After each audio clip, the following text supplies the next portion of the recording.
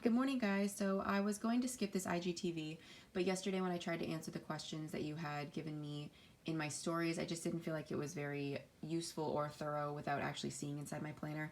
So I'm actually going to do a walkthrough of this. Last time I did it, it was empty. This time it's basically filled out except for, I think, the pupils page, which I'm going to do with my girls in the next week or so. So I'm gonna walk you through my thought process behind what you're seeing in all my posts and hopefully answer your questions. All right, so in the pupil section, there is this calendar, or this 2-year calendar. I went in there and highlighted, or I'm sorry, 18-month calendar. So I went in here and highlighted all of the days that I know we're taking off. My plan is to have Saturday, Sunday, and then Tuesdays off. Tuesdays the girls have dance, and I wanted to make that our park day as well.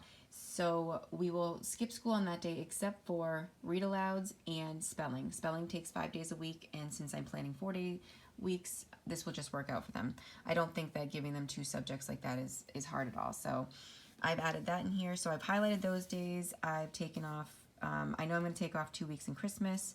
I took off the day before Chloe's birthday, and then I took off the day before my birthday and my birthday itself, and then I have, I think, 26 or 29 days that I'm able to take off without messing up my plan that I have in place.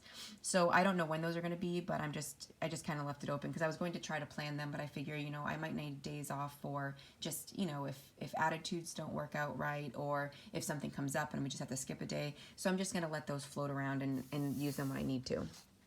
So the map your year section, I didn't know what I was going to use that for, but I decided that I'm going to write down when I start a read aloud and when I end them.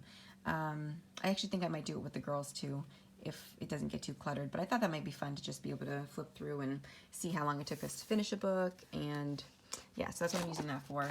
August, I kind of started to fill it out, just the 2 things, husband's birthday and the first day of school.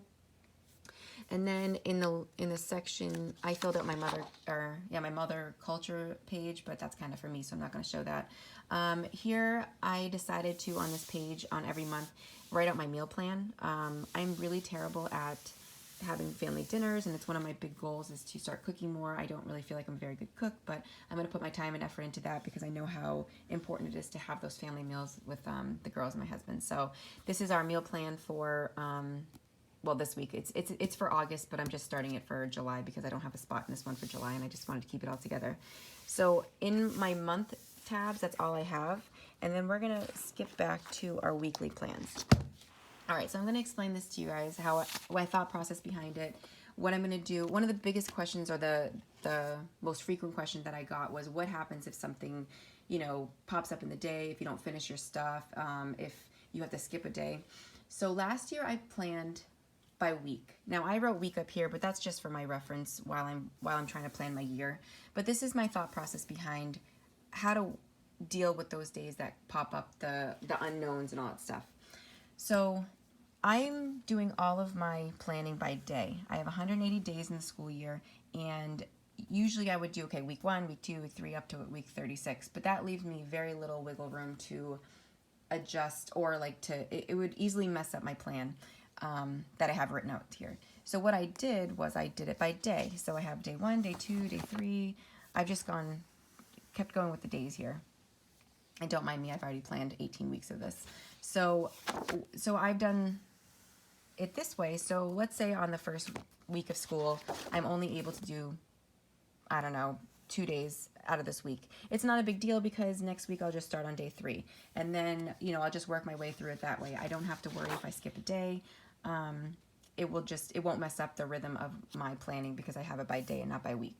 I don't know if that makes sense, but I think that would explain it. So if I skipped 2 days one week and I had, it doesn't really matter because it's not done by weeks. I think eventually I'm going to end up erasing the weeks up here, but for right now I'm just going to keep it because I'm trying to plan out what I have laid out for all the subjects. So another thing is I have this extra day. So let's say on Monday we get through everything in my plan except for, I don't know, math. So on that extra day that I said that Tuesday we have so we have ballet and park day, I can actually just add that in there. If not, I have no problem like doing a couple subjects on the weekend, doing a whole day on the weekend. of school, you know, I feel like I'm giving the girls 3 days off. If I have to switch one of those days because I don't know, something comes up and I have to go to like the doctors, or the girls get sick for a day or two. Like, I don't mind switching those days off because that would keep my weeks even and still kind of keep me on track. If it doesn't work out that way, that's perfectly fine. But that's my mindset behind, okay, if I lay out my entire year, how do I not get messed up and mixed up? And that's the way I'm doing it. So I'm not worrying about weeks as much as I am days. And then if I have to play catch up with any of the main subjects, then I can just do that on the extra day too to catch up. So another thing I'm going to mention is I only really worry about staying on track for these 4 subjects up here and reading, but reading can be done, you know, at any time. Like, we can do it before bedtime, we can do it in the car, we can just randomly have a reading time. These take a little bit more effort to sit down and get all the stuff together, but if I skip, I don't know, history, science, poetry, Latin, religion, geography, I'm not really worried about that. For the most part, except for my geography, I only put check boxes because I know that I'm realistic in the thought process of, okay, the days aren't always going to be filled with all these topics, and I'm not going to get to them every single day. So this is how I've kind of given myself a little cushion. So if I don't do them, I'll just put an X through it. If I do them, I'll put a check. I have no lessons written out, so if I do have to skip those days, it's not a big deal. So history, I kind of worry about history more, not worry, but I kind of want to stay on track with history more than I do science. But this year I'm really trying to focus on staying on track with these. I got the question, I didn't get a question, but I got a comment about how this plan wouldn't work for, you know, most people because it's a lot for the kids to do. I want to try to put together a video of me going through these main subjects with my kids, just going through them one by one, because I think it would give you a better idea of how it doesn't take very long. Like, there's not a lot to these lessons. I do it in little spurts, and I know that my girls won't sit for, I don't know, 30 minutes on one subject. Like grammar doesn't take us 30 minutes. Grammar takes us about 10 to 15 minutes. Especially for my youngest, and for Chloe right now until she gets into 3rd grade, it's all done in like 15 minutes. It's all orally done. There's no writing in grammar. Writing with ease is super easy. A lot of the times I'm writing for them. They're just listening to stories. Spelling takes 15 minutes tops. I am not a stickler for spelling. I don't make my girls, like, I don't drill it into them right now. I might get a little more strict with Chloe next year, but for right now I'm very lenient on even tests. I help them with their tests. Like, I don't like say, okay, you have to remember this, like, you know, because some of the words are really hard, and I believe they're gonna remember those as they write them. So that doesn't take long. Math is probably the longest, but even a lot of that is not them writing. It's more listening to me. We're playing with manipulatives. We're not doing a lot of hard, intense work on this. So yes, it seems like a lot written on paper. This seems really intense for, you know, a 2nd and 3rd grader, but I know what my girls' limits are. I know when I have to take over writing for them. I know when I need to add in coloring. I know when I have to take away coloring if they don't want to do it. So that, and I do know it seems overwhelming, but also keep in mind that half the time I'm going to be working one-on-one, half the time my girls are going to be doing like a quick lesson for themselves and then playing. So they're getting these breaks in between having to switch off with me. Now, our stuff that we do together, again, seems very intense because a list has, I think, 6 or 7 things on it. Our hymn, we're just singing. Our poem recitation that we do together, that we're memorizing, like right now we're doing Robert Frost. We're doing that one line at a time, and literally, excuse me, it takes us like tops 10 minutes. I don't drill into the girls. We do it fun. We talk about the poem a little bit more. The girls have a ball doing this. So it's not like I'm making them sit down and like drilling these things into them. They're having a lot of fun. Geography, I know, is going to be a lot of fun for them. We have the Build Your Project, learning the states and capitals. That's going to be super fun for them. There's a lot of games involved. Our DK lessons for geography are super simple. Probably take about 5 minutes, maybe 2 minutes of me reading, 3 minutes of them writing, and that's done. Our poetry and Latin, like our actual workbooks, those are actually really, really fun for them too. A lot of it's just listening to me explain it to them. They're loving the Latin thing. We've been learning lesson 1 for about 2 weeks now. And you know what? I'm not even moving on to the next one because I really, really want them to master those before we move on. So that's that. And then let's see. Science experiments. I'm literally just doing experiments with them, and then the lab sheets that we have, which are super fun as well. So there's not, I was making them do like drawings and narrations for them for science, but then after reading The Well-Trained Mind again, I realized that I might have been sucking the fun out of the science subject, and I don't want to do that with my girls. Like, I want to just keep it very light, very basic, very hands-on, because I'm not good at with hands-on, and I figure what better way to do that than to utilize like an experiment that actually gives me what to do, because I'm not good at making that stuff up. History, my girls absolutely love history. History's a lot of discussion, a lot of just reading. They get to color, they get to draw, they get to focus in on stuff that they have fun with. Now we're adding the Book of Centuries in. I think they're gonna love being able to draw on those pages, add in, a timeline. They're just gonna have a great time with that. So a lot of this stuff seems dry on paper, but the way I approach it, I make sure that I focus on my girls' weaknesses, on their strengths, and really focus on that, so I don't have to bore them with it. Oh, and the one other thing is our religion. They love our religion. They love the workbook, the More Than Words workbook. We have a really great time with that. A lot of the time they're copying down a few words. They're drawing, they're coloring, they're listening to the beautiful stories I tell them. It's a really fun time. Our read alouds, I have been slacking the last part of our year, of this last year that we're coming off of right now, on reading to them. They love when I read to them. I don't know if I'm just getting lazy. I don't know if I'm just getting sidetracked, busy, whatever it is. We're gonna go back to when I let them play, color, draw, paint while I read to them their stories. I also noticed that when I've been more consistent with their reading to me, they've improved significantly. So yeah, so that was a very long-winded explanation, but hopefully you can get a better outlook on my thought process when I plan like this. And then I want you guys to understand that it's not like some overwhelming thing for them every single day. Not that I need to explain myself, but I do know how it looks on paper. And so, yeah. So I've actually mapped out 17 weeks, and the weeks go up to our first Christmas break. And so I started to get a little less thorough with it. I started to do a lot of abbreviations. So yeah. So this is what we have planned. I actually think that Olivia is going to be done with her first grade year very, very early. So I am going to have to figure out whether I'm going to move her forward or if I'm just going to do a few months of review. I'll let you guys know when I figure that out. So like I said, I mapped out until week 17, but I haven't filled out all of it yet. I think I stopped at week 12. Okay, so let's see what else I have in here. So our grammar, so this is just a lessons at a glance. So our grammar, this is what I plan to do every week. If it doesn't work out, it's not a big deal, but this actually helps me plug it into the weeks. Like I use this and I use it to plug into my weeks, make sure that I'm not accidentally skipping over, if you're writing like over and over again, you might skip one lesson or whatever, but this keeps me on track with that too. Again, this is not set in stone. If one of the lessons rolls into in a different week, it's not a big deal. So these are all Chloe's, let's see, this is her DK one, this is her math. Geographies, this is the build a project geography, so this is the both of them. So I have their names down here. Science. So this gets me through our earth and science, and then I have to open up our chemistry. I still haven't decided if I'm using the Real Odyssey or if I'm really using that other book I showed you guys.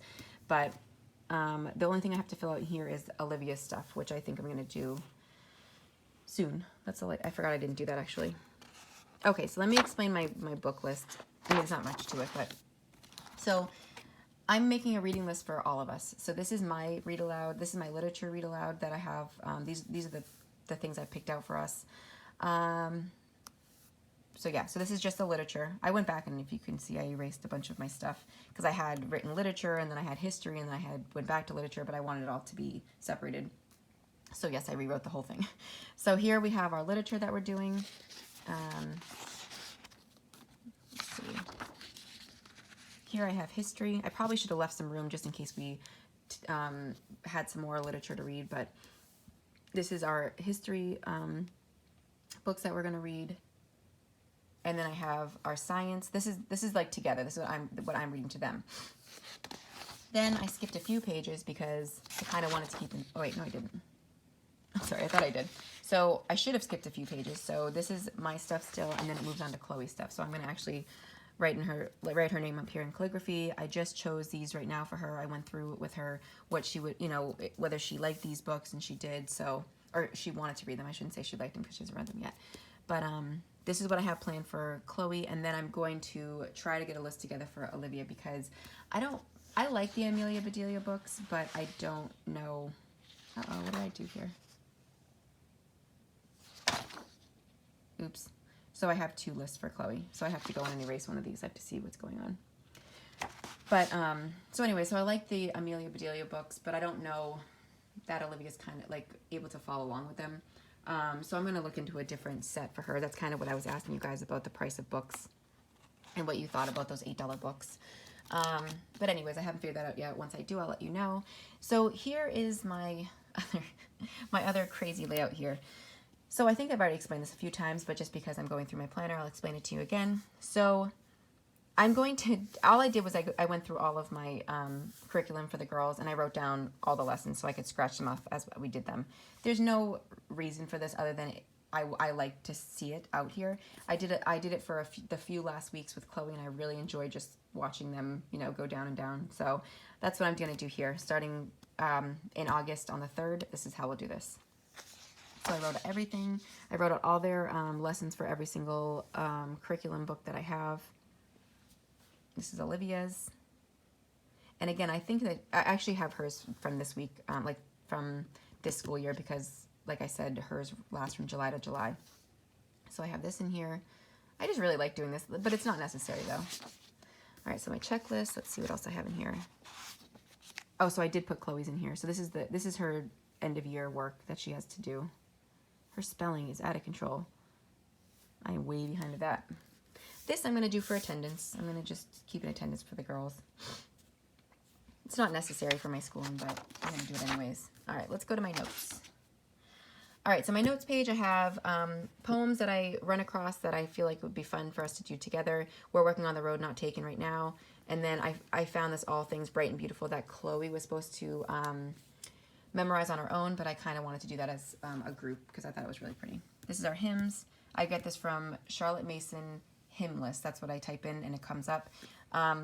I didn't know that I did this wrong, so we already did this one, but then we skipped to this one. I didn't realize there was like lists like this going on, so as I do them, we're just going to check them off. My goal is to learn one a month.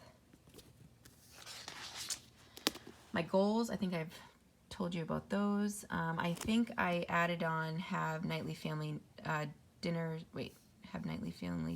and cook together. I want to cook more with the girls. I figure this is the perfect way. I don't like to cook because I'm lazy with it. I don't think I'm good at it, and I'm super lazy with prep and how long it takes, but I need to kind of get over that. Our weekly schedule, I showed this to you. I'll walk you through it. So I went through and I actually put times on how long I thought things would take. So I put, this is for Chloe's next year. So Chloe's next year is probably going to be a little bit longer because her writing's a little bit more intense, her grammar's a little more intense, but we'll see how that goes. Let's see. So this is Chloe's stuff in purple, Olivia's stuff in pink, and then the stuff we're doing together in blue. So this year I am not going to try to juggle them both, like schooling them both at the table at once ever again, because I feel like my patience is completely lost when I try to do both of them. And, you know, it makes sense too, because I'm trying to talk to one while the other one's talking to me, or I'm trying to answer both their questions. And sometimes I'll say something to one and the other one won't, or will think I'm talking to them, and then it messes them up. So I just need that time with the one-on-one stuff with them, or one-on-one time with them, because it just makes it a lot easier for me. So this is our rhythm. You know, rhythm's going to change, but I can at least have a plan in place. So yeah, so that's what that is. Oh wait, okay, this is what I did. I'm like, what is this? All right, so this was my initial, this was like my note taking. This is what I thought was gonna happen. And then I took this and then I made this. I put it, it just made it easier for me to get my thoughts on paper on the other side. And then what I'll say is perfected it for myself on here. Our meals, I think I showed you this in one of my things too. Our meal plans, like I said, we don't ever, or maybe I didn't say this, but we don't eat family dinners together. We all eat something different, and I just wanted to stop that. I wanted to all sit down, unplug, get away from TVs, and just sit down and have dinners together. It makes for great conversation, and I don't know if I'm alone with it on this part, but yeah, so that's something that I really, really wanted to focus on this year. Breakfast, these are just ideas for the girls. Usually they're eating cereal, and I just want to, I can tell the difference between when they have like a big breakfast and they can stay focused more. So I'm going to start putting the effort in there too. Our snacks, I just wanted a list of ideas when I go shopping. Lunches, I'm going to pre-make my meals for like a 2 to 3 day span so that it makes it a lot easier for me to just grab and go for them. Oh, and then me and my husband sat down through our cookbooks and we kind of went through the things that we want to take out of there and try to make. That was a lot of fun too, which we don't usually get time to sit down and think about family meals. So I